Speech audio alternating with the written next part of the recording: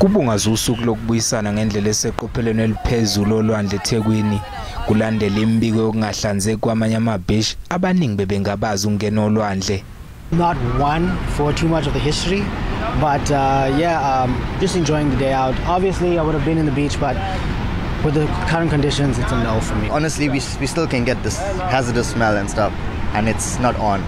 We've got our little safe zone about here, but I think the more you travel north, the worse it gets. Abanye bebejabulela ukubhukuda nokuba solwandle.